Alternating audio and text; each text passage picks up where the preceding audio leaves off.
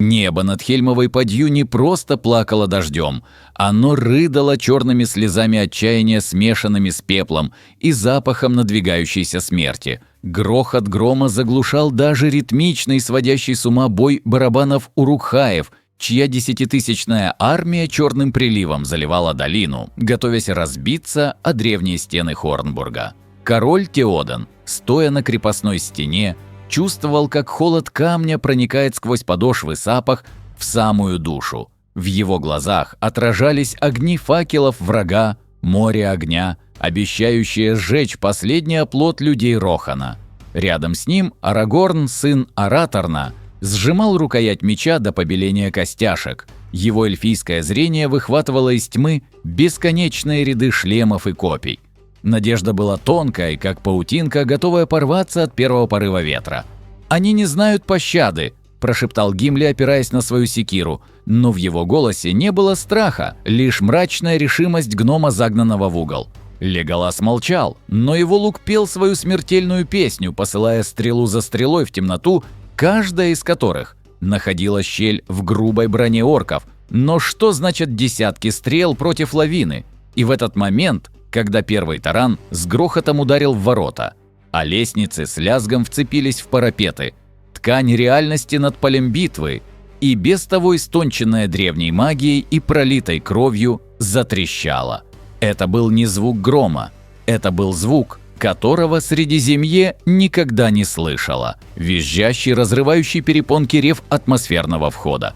Облака, затянувшие луну, внезапно озарились изнутри неестественным оранжевым свечением, словно небеса загорелись. Воины на стенах и орки внизу замерли, задрав головы. Три пылающих объекта, оставляя за собой дымные инверсионные следы, пронзили тучи, падая с небес со скоростью, недоступной пониманию смертных. Это не были метеориты, это были десантные капсулы класса «Гром», стандартное средство доставки пехоты доминиона тиранов, выброшенные из временной воронки, открывшейся где-то на орбите этой забытой богами планеты. Первая капсула с чудовищным грохотом врезалась в самый центр строя урукхаев, в сотни метров от ворот. Ударная волна превратила ближайшие полсотни орков в красный туман, а землю в дымящуюся воронку. Вторая и третья упали по флангам, поднимая фонтаны грязи и камней. На секунду над полем битвы повисла звенящая тишина, прерываемая лишь шипением раскаленного металла и треском остывающих двигателей торможения. Урукхаи, привыкшие бояться лишь плетки своих командиров и магии Сарумана, отшатнулись, не понимая природы этих железных яиц, упавших со звезд. Но их замешательство длилось недолго. Дикость взяла свое, и командиры заорали, приказывая атаковать небесных пришельцев. Сотни ятаганов и топоров обрушились на обшивку центральной капсулы. С шипением гидравлики, напоминающим вздох гигантского зверя, бронированные створки капсулы отстрелились, сбив с ног и расплющив тех, кто был слишком близко. Из клубов пара, подсвеченных красными аварийными огнями, шагнула фигура, закованная в синий скафандр CMC-400, покрытый царапинами, нагаром и граффити. На плече красовался череп, пробитый пулей, а на груди полустертый номер тюремного блока. Тайкус Финдли, легенда и предатель, герой и преступник, сделал тяжелый шаг вперед. Сервомоторы его брони взвыли, компенсируя вес полутонного скафандра на гравитации этого мира. Он поднял визор, и его лицо, грубое, как подошва сапога, расплылось в хищной ухмылке. Зубы сжимали неизменную сигару. «Ну что, девочки?» – прорычал он на тиранском диалекте, который встроенные динамики транслировали как громоподобный бас. Кто заказывал доставку свинца? В руках он держал не меч и не топор, а С-14 потрошитель, шестиствольный гаусс-пулемет калибра 8 мм, предназначенный для пробивания брони зерглингов и легкой техники. Для урукхаев, закованных в грубое железо, это было оружие богов смерти. Тайкус нажал на гашетку. Мир взорвался. Звук выстрела гаусс-винтовки – это не хлопок пороха. Это гиперзвуковой треск, от которого лопаются сосуды в ушах. Дуло потрошителя превратилось в сплошной факел дульного пламени. Струя игл из обедненного урана ударила в плотную толпу орков. Эффект был чудовищным. Броня уруков, которой они так гордились, разлеталась как бумага, тела разрывало на части, конечности отлетали, щиты превращались в щепки. Первая очередь Тайкуса прорубила просеку в наступающей орде длиной в 50 метров. Орки, стоявшие в задних рядах, падали, даже не поняв, что их убило. Пули проходили сквозь 3-4 врагов, прежде чем потерять убойную силу. «Черт возьми, Джимми, ты только посмотри на этот тир!» – захохотал Тайкус, переключая магнитные захваты на подошвах для большей устойчивости и начиная водить стволом из стороны в сторону, как косой. Никаких тебе щитов, никакой псионики, просто старое доброе мясо. Но Тайкус был не один. Из 2 других капсул вышли те, чье присутствие было еще более чуждым этому миру. Из правой капсулы, окутанной золотым сиянием, появился иерарх Артанис. Его псионные клинки вспыхнули чистой лазурной энергией, осветив мрачные стены Хельмовой пади ярче солнца. Протосс был высок, грациозен и смертоносен. В отличие от грубой мощи тирана, его движения были текучими, как вода, и быстрыми, как мысль. Артанис не стрелял, он танцевал. Он врезался в ряды уруков, используя рывок зелота. Касание его клинка не резало, оно дезинтегрировало материю. Мечи орков, ударявшие по его плазменному щиту, отскакивали с бессильными искрами, вызывая лишь легкую рябь на силовом поле. «Мы не ищем войны, но война нашла нас». Голос Артаниса звучал не в ушах, а прямо в головах окружающих, вызывая трепет у людей и панический ужас у орков. «Очистим это место от скверны». Он взмахнул рукой, и волна псионной энергии отбросила десятки нападавших, ломая им кости прямо в доспехах. Из 3-й капсулы никто не вышел. По крайней мере, так показалось сначала. Но затем тени вокруг нее сгустились, стали плотными и живыми. Зератул, прилад темных тамплиеров, уже был среди врагов. Он был невидим для глаз, но смерть, которую он нес, была вполне осязаема. Головы командиров уруков падали с плеч, словно срезанные невидимой бритвой. Орки в панике размахивали оружием, поражая своих же сородичей, пытаясь достать призрака. Зератул двигался скачками, телепортируясь на короткие дистанции, появляясь то за спиной знаменосца, то прямо перед мордой осадного тролля. Тролль заревел и занес огромный молот, но Зератул уже был на его плече. Один точный удар варп клинка в основание черепа, и гигантская туша рухнула, давя под собой десятки мелких орков. На стене Хельмовой пади защитники забыли о собственной битве. Теодан опустил меч, глядя на резню внизу широко раскрытыми глазами. «Кто это?» – прошептал он, не веря тому, что видит. «Союзники из Гондора? Эльфийские лорды древности?» «Нет», – ответил Арагорн, его следопытское чутье кричало об опасности, исходящей от этих существ, но также и о том, что они – враги их врагов. Это не магия эльфов и не машины гномов, это что-то иное. Смотрите, как они сражаются. Тот железный гигант, он плюется громом, а золотой воин сияет звездным светом. «Мне все равно, кто они, хоть демоны из самой Мории!» — крикнул Гимли, ударив кулаком по камню. «Посмотрите, как они крошат уруков! Это же праздник для глаз! Эй, тот с трубой, оставь мне хоть парочку!» Но Урuk-хай, несмотря на огромные потери, были выведены Саруманом именно для того, чтобы не знать страха. Их было слишком много. 10 тысяч против 3, даже для героев сектора Капрулу, это было вызовом. Волна за волной они накатывали на Тайкуса, пытаясь задавить его числом, взобраться на его броню, найти уязвимое место в сочленениях. «Босс, у меня перегрев стволов!» — крикнул Тайкус в камлинг, хотя Артанис был в 100 метров. «Эти тараканы лезут изо всех щелей. Мне нужно пространство!»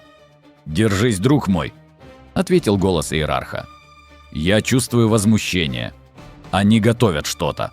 В этот момент строй уруков расступился. Вперед вышли берсерки с факелами, бегущие к водостоку стены. Но их целью была не только стена. Саруман, наблюдавший за битвой через палантир в Артханке, понял, что обычным оружием этих пришельцев не взять. Он направил свою волю, усиливая пороховые заряды своей магией. «Огонь!» проревел командир Уруков. Взрыв у основания стены был чудовищным. Камни разлетелись шрапнелью, но взрывная волна была направлена и на чужаков. Тайкус, оказавшийся слишком близко к эпицентру, принял удар на себя. Его щиты вспыхнули и погасли, а многотонную тушу отбросило назад, впечатав в скалу.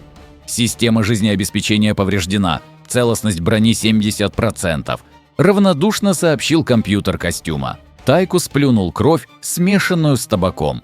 «А вот теперь я разозлился», – прохрипел он, поднимаясь.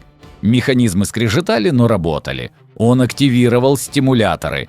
Химический коктейль ударил в кровь. Время замедлилось, боль исчезла, уступив место чистой кристаллической ярости. Скорострельность его пулемета увеличилась вдвое. Стена была пробита. Орки с ревом устремились в брешь, игнорируя пришельцев, чтобы ворваться внутрь крепости. «Они прорываются!» – крикнул Арагорн. «К бреши! Защищайте короля!» Но прежде чем люди успели спуститься, путь оркам преградил Артанис. Он встал прямо в проломе, 1 против 1000. «Вы не пройдете!» – произнес он. И это не было просьбой. Он сомкнул руки, и вокруг него образовался псионный шторм. Молнии ударили в землю, воздух наполнился запахом озона. Каждый орк, пытавшийся ступить в пролом, сгорал заживо. Его мозг выкипал от ментального давления. Артанис держал проход как живая плотина, его лицо было маской концентрации.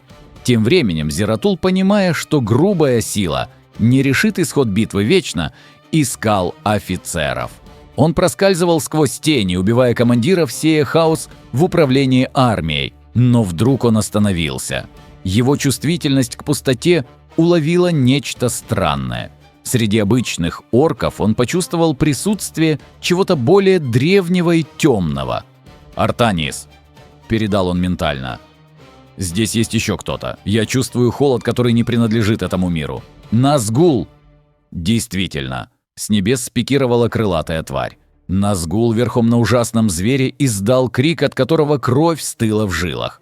Люди на стенах побросали оружие, закрывая уши. Даже Тайкус поморщился. «Что за мерзкая птичка? Звучит, как моя бывшая теща». Назгул, почувствовав мощную душу Артаниса, направил своего зверя прямо на него, надеясь сбить Протаса и открыть проход для армии. Но он не знал, с кем имеет дело. Артанис не дрогнул. Он лишь поднял взгляд, и его глаза полыхнули. «Ты лишь тень», — сказал иерарх.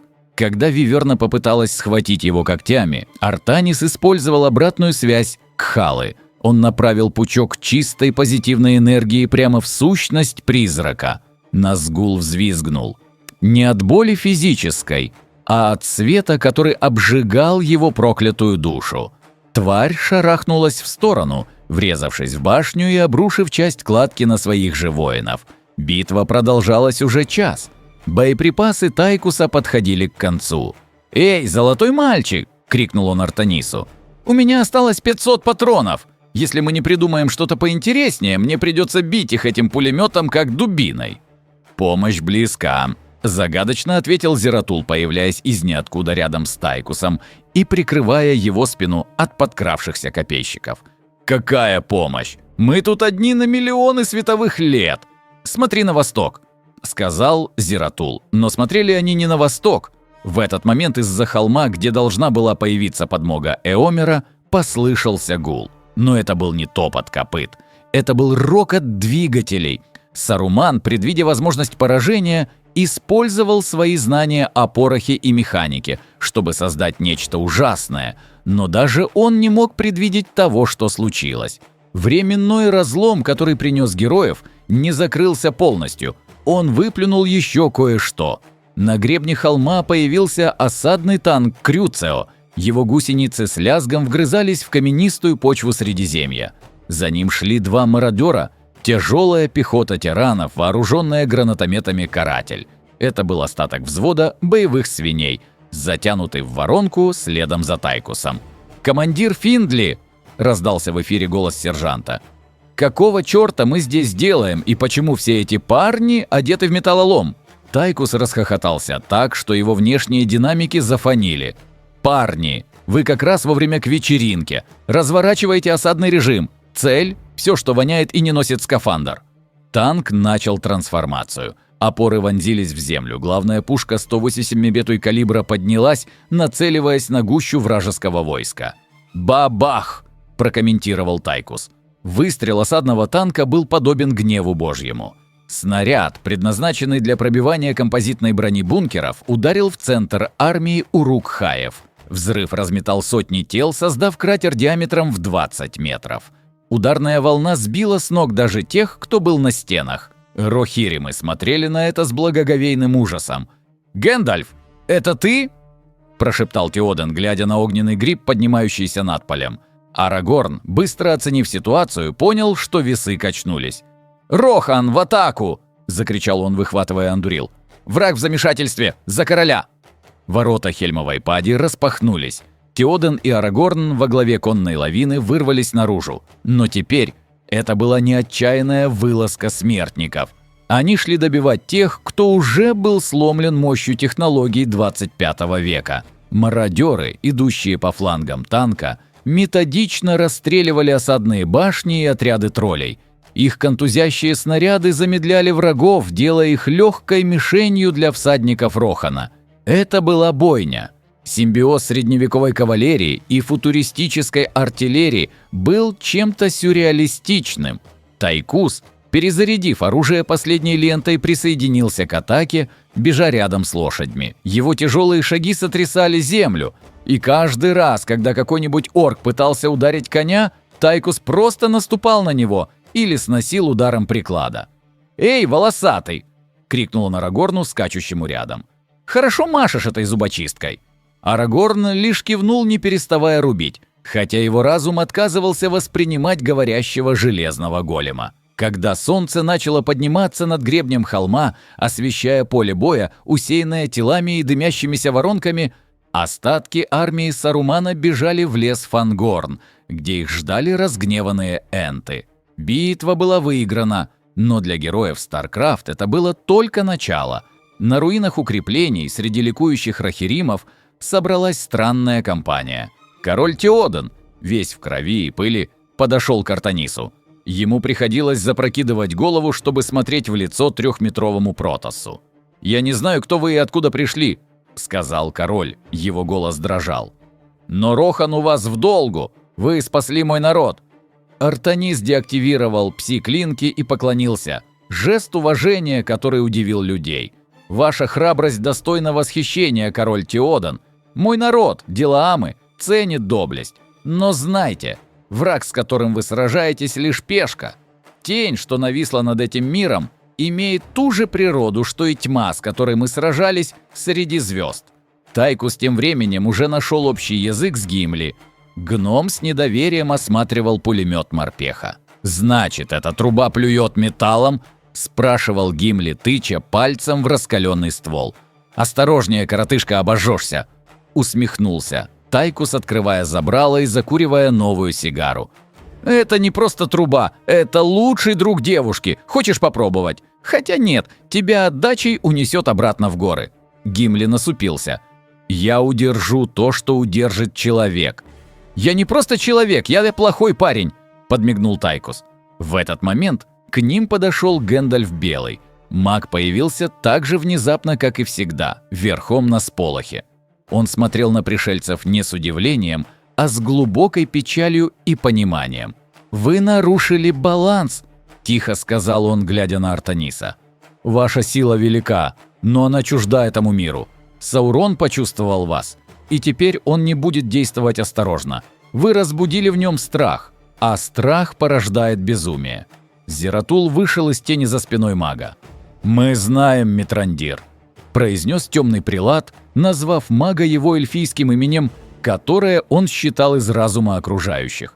«Мы здесь не случайно. Наши судьбы переплелись. Камень, который вы ищете, кольцо, оно резонирует с частотами пустоты.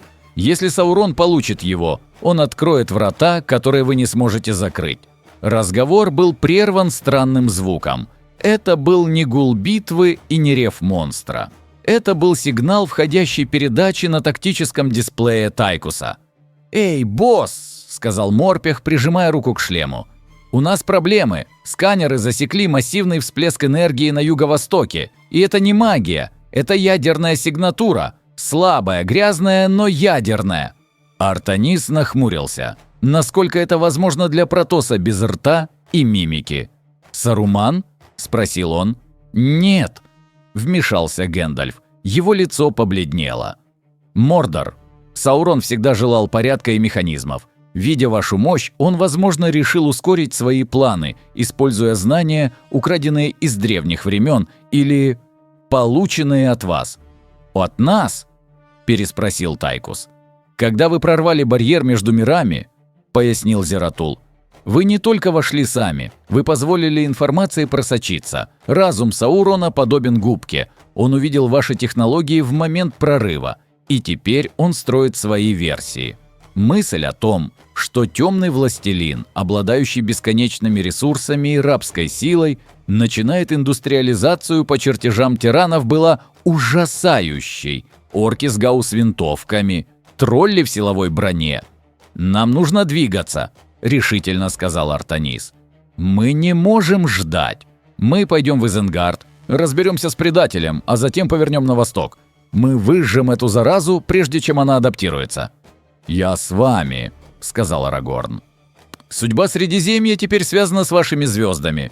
«И мой топор!» – крикнул Гимли, который уже успел выпросить у одного из мародеров пару гранат и с детским восторгом рассматривал их. Объединенная армия, странный гибрид рыцарства и космодесанта, двинулась к Изенгарду. Путь был недолгим, но напряженным. Лес Фангорн, обычно враждебный к чужакам, пропустил их, словно деревья чувствовали, что эти железные люди идут карать того, кто сжигал их собратьев. Когда они вышли к долине Нанкурунир, они увидели, что Изенгард изменился. Это больше не была просто каменная крепость. Вокруг Артханка были возведены леса из черного железа, напоминающие буровые вышки. Дым был густым и маслянистым.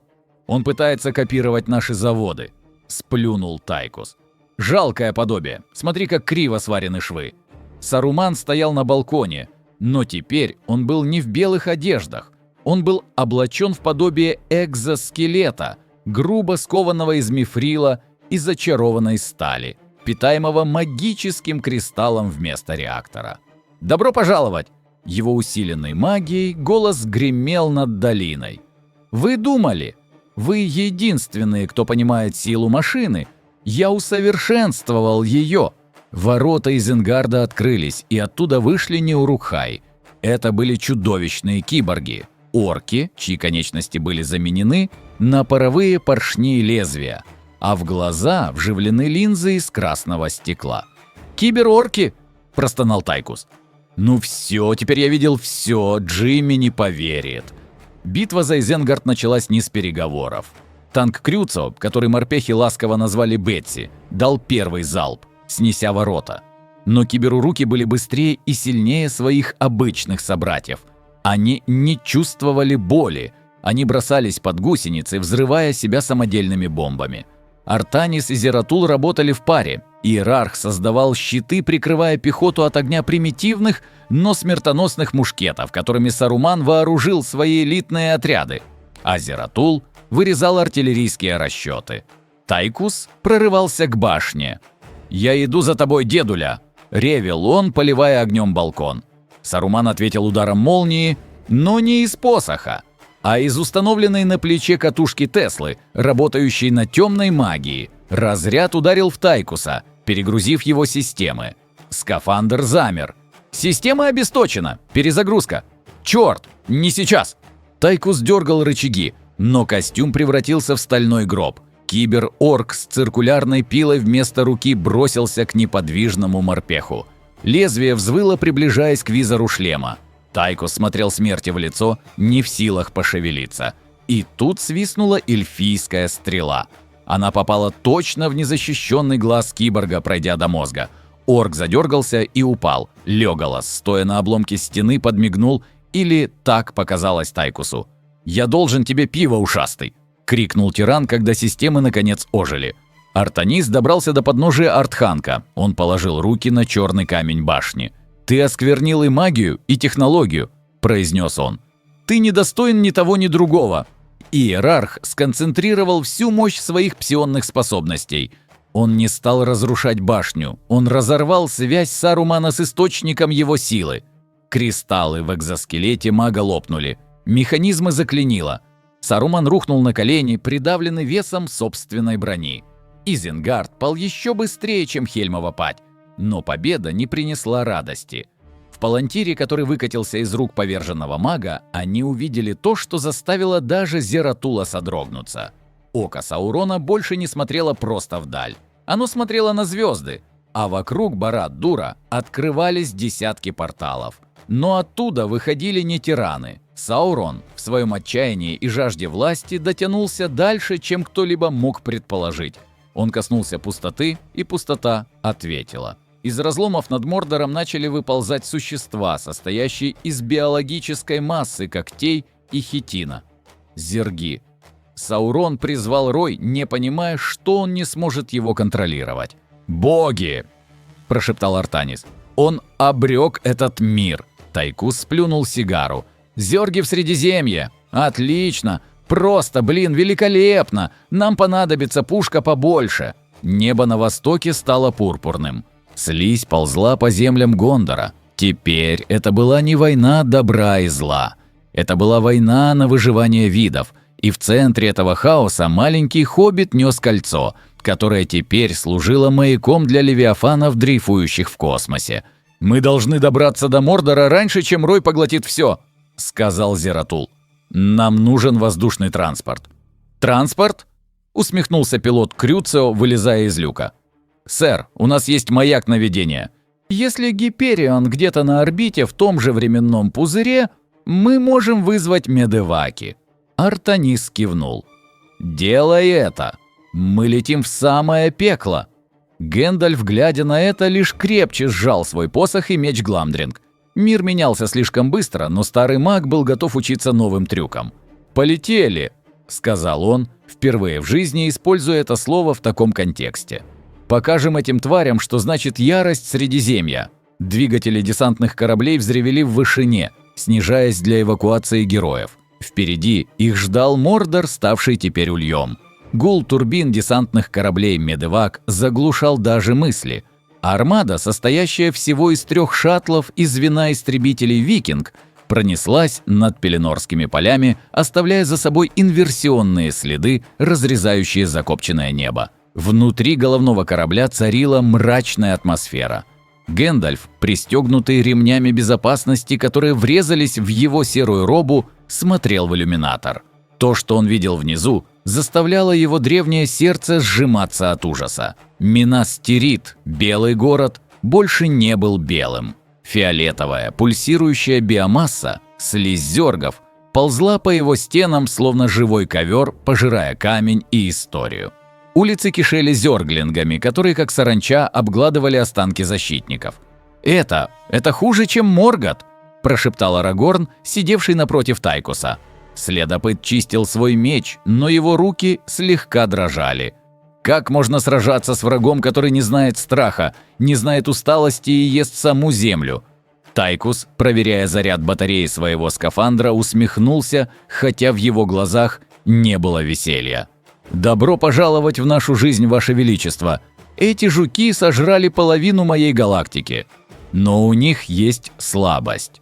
Убей королеву, или в данном случае, того, кто держит поводок, и рой превратится в стадо безмозглых животных. «Саурон!» – произнес Зератул из темного угла отсека. Он думал, что призывает силу, но зерги не служат, они ассимилируют. Я чувствую его разум, он кричит. Он больше не властелин, он зараженная кукла. Приближаемся к воздушному пространству Мордора. Раздался голос пилота в динамиках.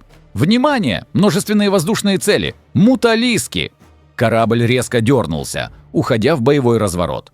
Гимли, которого забыли предупредить о перегрузках, с ругательствами покатился по полу, гремя доспехами.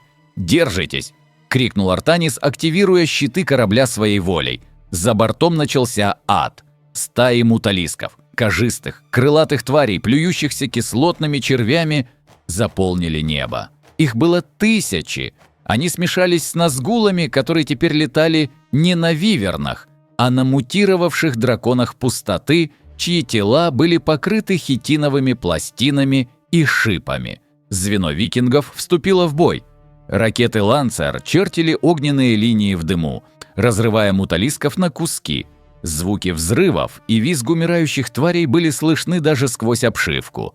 «Откройте люк!» – внезапно потребовал Леголас. «Ты спятил, эльф!» – рявкнул Тайкус. «Там разгерметизация! Мне нужен чистый выстрел!»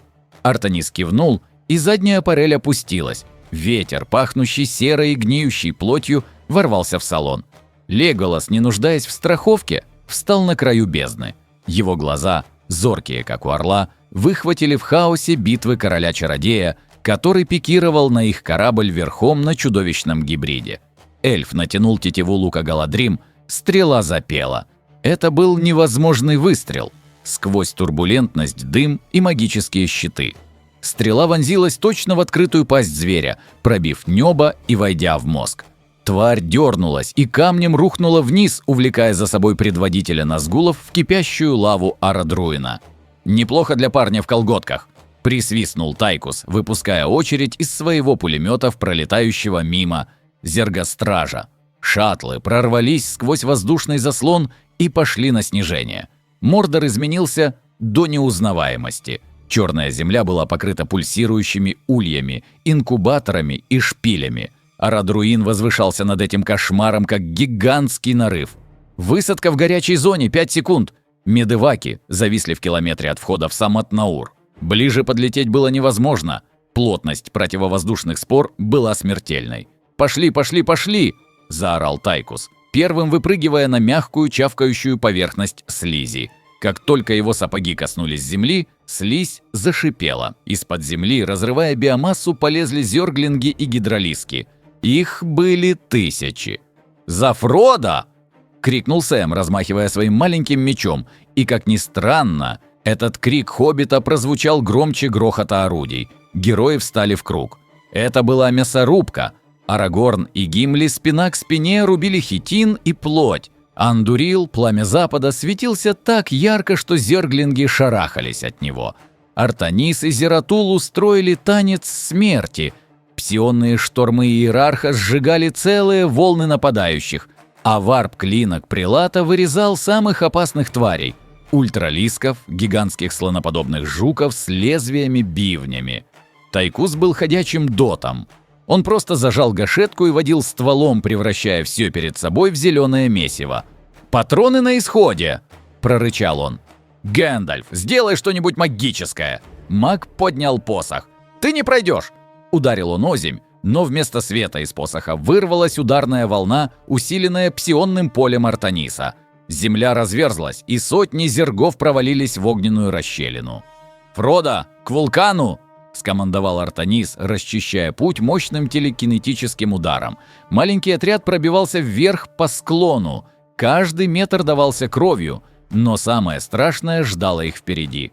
У входа в пещеру стояла фигура. Это был Саурон, но не тот, которого они знали. Его черные доспехи сплавились с кожей, став органической броней. Из спины росли костяные крылья, как у королевы клинков.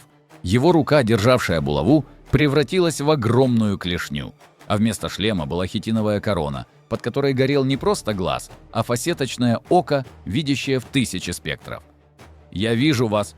Его голос звучал, как скрежет металла по стеклу, умноженный на 1000 голосов Роя. «Я Рой. Я порядок. Отдайте мне кольцо. Оно станет сердцем нового сверхразума». Артанис шагнул вперед.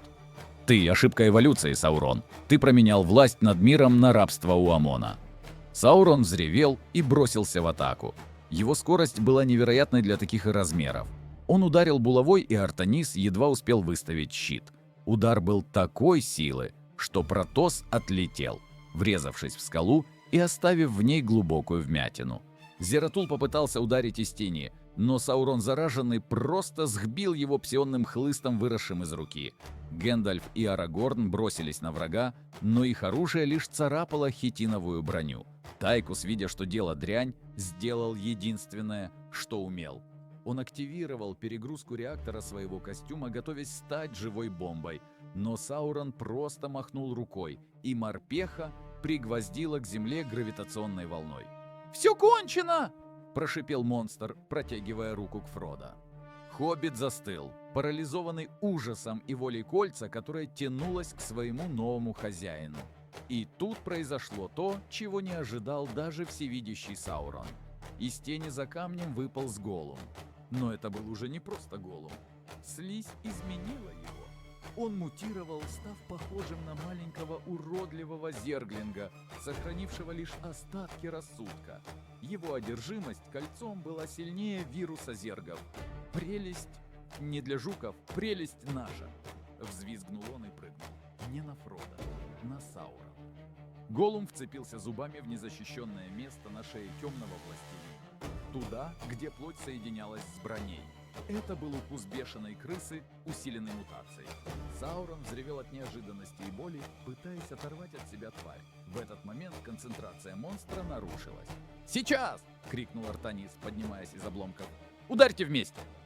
Протоссы объединили силы. Артанис и Зератул направили всю свою энергию в один луч. Гэндальф добавил в него огонь Анора. Леголас, Арагорн и Гимли ударили своим оружием. Тайкус, освободившись, выпустил весь остаток ракет прямо в грудь Саурона. Комбинированный удар магии, псионики и технологий пробил хитиновую броню.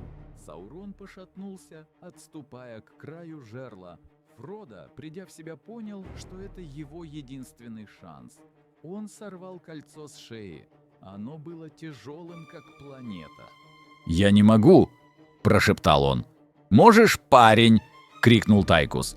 «Бросай эту дрянь, или я пристрелю тебя сам!»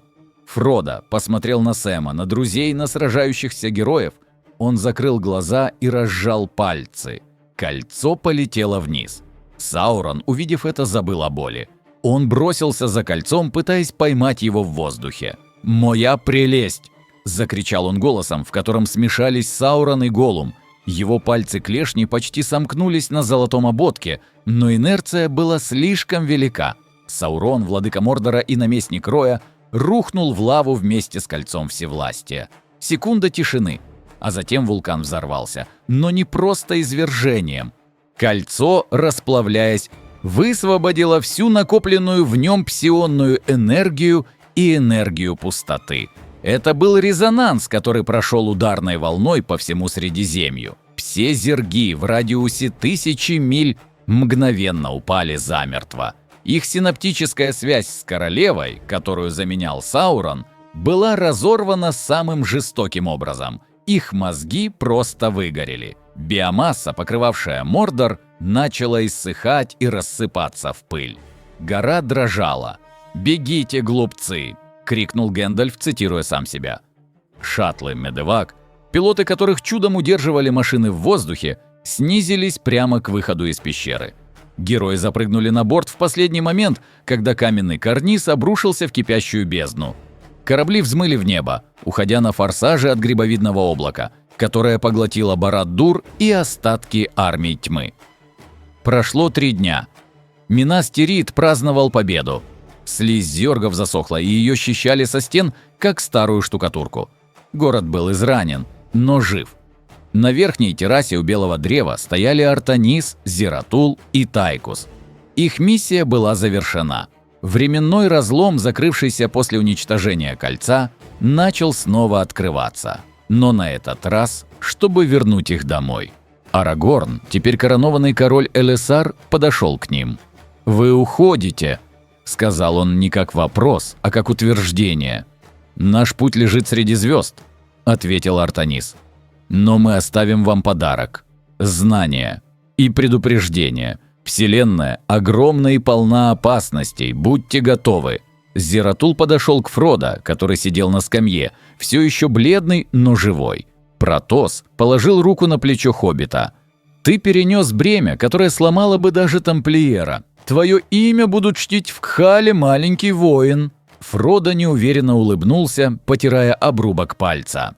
Тайкус докуривал, возможно, последнюю сигару в этом мире. Он посмотрел на Гимли и Леголаса. «Знаете, парни», — сказал он, выпуская кольцо дыма, Я буду скучать по этому сумасшедшему дому. Никаких тебе зергов, ну почти. Никакой конфедерации. Просто честная драка и хорошее пиво». Он отстегнул от пояса свой верный пистолет и протянул его Арагорну. «Держи, король, это миротворец. Если кто-то снова захочет стать властелином колец, просто покажи ему это. Аргумент весомый». Небо над городом засияло синим светом. Луч телепортации ударил с орбиты, где на мгновение появился силуэт Гипериона, пробившегося сквозь время, чтобы забрать своих. «Энтаро Адун», – произнес Артанис, растворяясь в свете. «Жизнь за Аюр», – эхом отозвался Зератул. «Черт бы побрал все это, давно пора домой», – захохотал Тайкус, исчезая последним. Свет погас, герои исчезли, оставив после себя мир, который навсегда изменился. Средиземье вступило в четвертую эпоху. Но это была не просто эпоха людей. Это была эпоха, когда маги начали изучать чертежи реакторов, гномы пытались воссоздать сплав неостали, а эльфы смотрели на звезды не с тоской, а с расчетом. И где-то в глубоких подвалах Минас-Тирита в секретном архиве лежал чертеж скафандра Морпеха, нарисованный рукой Леонардо да Винчи этого мира, Сарумана, перед тем, как он сошел с ума. Надпись под чертежом гласила «Будущее сделано из стали». Легенда о железных богах стала мифом, но мифом, который заставил Средиземье поднять глаза к небу и понять – они не одни. И когда-нибудь через тысячи лет корабли с белым древом на борту поднимутся к звездам, чтобы найти своих спасителей и вернуть долг. Конец.